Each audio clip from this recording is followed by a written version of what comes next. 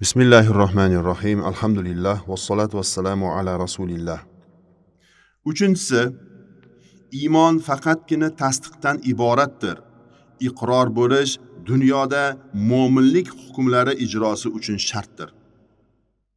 Imom Moturudi rahmatullohi alayhdan rivoyat qilingan ushbu qarashga ko'ra, solih amallar iymonning sahih bo'lish uchun emas, balki komil bo'lishi uchun shart hisoblanadi. Shuning uchun birov qalbi bilan tasdiqlasa-yu, imkoni bo'la turib tili bilan iqror bo'lmagan bo'lsa, bunday kimsa dunyoda mo'min hisoblanmasa ham Alloh huzurida mo'min bo'ladi. Chunki qalbdagi narsani faqat Alloh biladi. Bandalar bila olmaydilar. Ushbu mazhabning qarashlari ikkita misolda yaqqol namoyon bo'ladi. Bir zimmi majburlansa-yu, tili bilan iymonga iqror bo'lsa, qalban tasdiqlaganiga alomatlar bo'lmasa ham, dunyo hukmlarida unga mo'min deb qaralishi kelib chiqadi.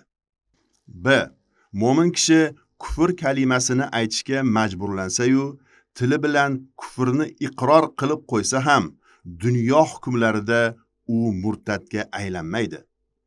Aslida kufr kalimasini gapirish tufayli kofirlik sobit bo'lishi kerak edi. Lekin asli rukun bo'lgan qalbiy tasdiq unda bor bo'lib turgani uchun kufrga hukm qilinmaydi.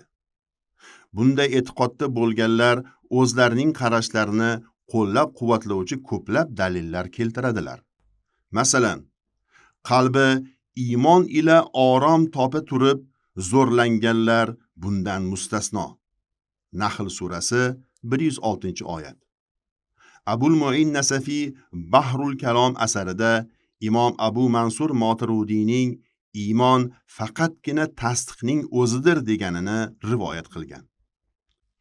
Ammo ushbu mazhabga ko'ra ham til bilan iqror qilmaslik qaysarlik sababli yo inkor qilish sababli yoki arzimas sanash sababli bo'lmasligi shartdir.